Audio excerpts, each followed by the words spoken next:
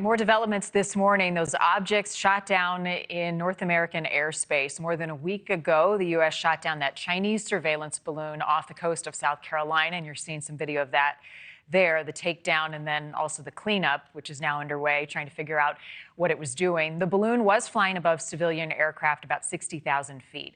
Since then, officials have been on high alert for other objects, and we now know there have been some. Over the weekend, 3 more objects were shot down from our airspace and also above Canada. The Pentagon said these were all flying at lower altitudes, putting civilian aircraft at risk. President Biden ordered them to be shot down.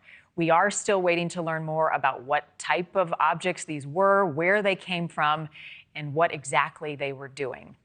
Joining us this morning to talk more about it, retired Lieutenant General Richard Newton. He's a former Assistant Vice Chief of Staff for the Air Force. Also, former CIA operative Mike Baker, former chairman of the Portman Square Group intelligence firm. Gentlemen, to you both, thank you. Mike, let me start with you. How would you characterize the threat? We want to follow the facts. We don't want to rush to judgment, but it is concerning. Where do you stand?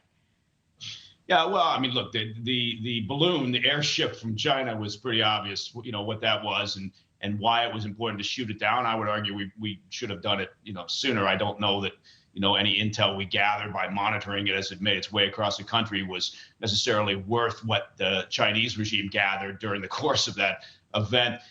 The others, look, it's clear they've changed their parameters. I mean, I think it's disconcerting to the American public that, you know, perhaps we've had a lot of objects flying around that we haven't been able to identify. But, you know, I believe the military has essentially changed the parameters in light of recent events.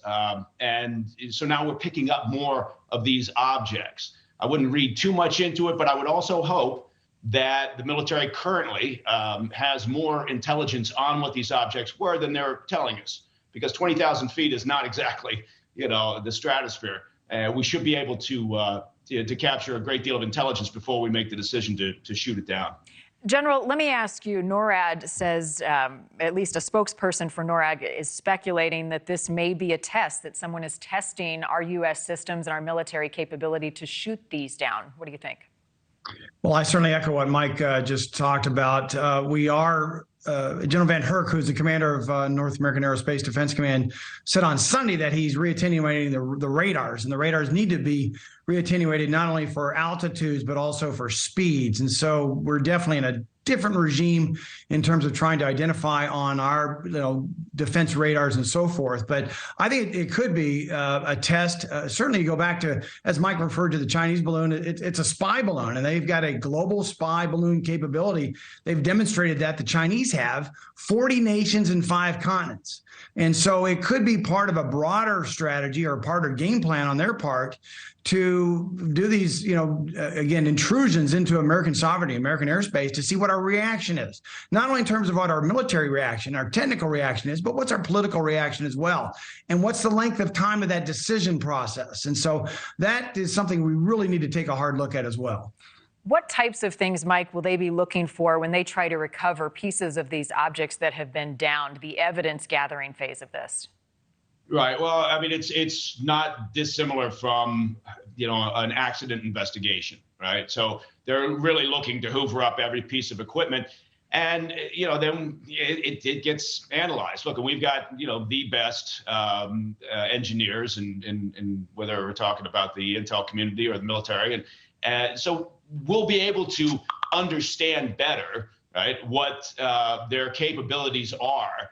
But there should be no mistake. Look, the Chinese have been at war with us, in a variety of ways over the years, right? So we always look at this in one fashion, which is somehow we want to get along, right? The U.S. tends to mirror our values on other nations, even the hostile ones. And so we imagine that somehow we're going to be a community of nations. That's not how Xi and the Chinese regime think or how that regime has thought for decades. And so we have to understand that there's a purpose behind this. And whether they're flying an airship over our country or whether they're in cyberspace mapping out our infrastructure to understand the weaknesses, we have to be more pragmatic about our relationship with China. It doesn't mean we go to war with them, but we need to understand what that playing field looks like. General, let me end with you. No one is claiming responsibility for having and maintaining these aircraft, whatever they are, these objects. China certainly isn't at this point. What do you think the U.S. next move should be in being and remaining transparent with the American public about what we know? Well, first off, as Mike says, we need to gather the facts, and either from the intelligence community or the military, or frankly, at FBI headquarters at Quantico, where I know a lot of these pieces and parts are being examined. What we need to know is we need to understand what exactly are these objects, and are they carrying any payloads that would be attributed to surveillance or intelligence gathering and so forth. And secondly, what also I think is most important is, and alludes back to Mike's comments, is we need to understand attribution. Right now, these three objects that were shot down from Friday to Sunday, we don't know what they are, much less the attribution of their origin. That is critical. We do know that China had that spy satellite, and they parked it over Montana for 3 days, and we finally shut it down on February 4th.